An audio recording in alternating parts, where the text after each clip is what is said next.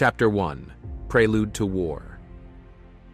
In the late 1930s, tensions in Europe were escalating, and Adolf Hitler's Nazi Germany sought to expand its territory. In 1939, the Molotov-Ribbentrop Pact, a non-aggression treaty between Nazi Germany and the Soviet Union, allowed Hitler to launch his military campaigns in Western Europe without the fear of a Soviet intervention. However, this pact was short-lived, and in 1941, Operation Barbarossa began as Nazi Germany invaded the Soviet Union. Chapter 2. The Siege begins. On June 22, 1941, Nazi Germany launched Operation Barbarossa, a massive invasion of the Soviet Union. Leningrad, now known as Saint Petersburg, was a prime target due to its strategic location and symbolic significance. The siege began in September 1941, as German forces surrounded the city, cutting off all supply routes by land. Chapter 3. The city is encircled. Leningrad was encircled on three sides by German forces, and Lake Ladoga to the east provided a tenuous lifeline, as it was the only route available for supplies.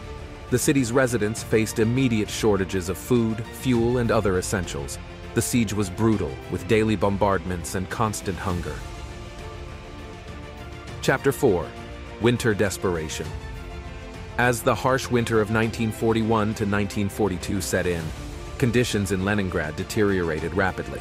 Food rations became meager, and the extreme cold added to the suffering.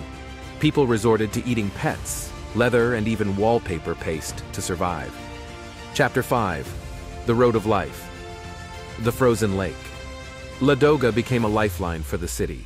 A treacherous route known as the Road of Life was established, allowing supplies to trickle into the besieged city. Brave volunteers risked their lives driving trucks over the frozen lake, enduring constant shelling from German artillery. Chapter 6. Cultural Resistance. Despite the dire circumstances, Leningrad's residents showed remarkable resilience. Artists, musicians, and writers continued to create and perform, offering a glimpse of hope and inspiration amid the devastation. Dmitri Shostakovich's Seventh Symphony, known as the Leningrad Symphony, became a symbol of resistance. Chapter 7. The Siege Continues. The siege dragged on for months, and the death toll continued to rise. Starvation, disease, and cold claimed countless lives. The city's defenders, including the Leningrad Front, fought tirelessly to hold the line against the German forces. Chapter 8. Breaking the Blockade. In early 1943, the Soviet Union launched Operation Iskra, a strategic offensive aimed at breaking the siege. They successfully reopened a land corridor to Leningrad, providing a more reliable supply route. The siege was not fully lifted, but the city received essential provisions. Chapter 9. The Long Road to Victory.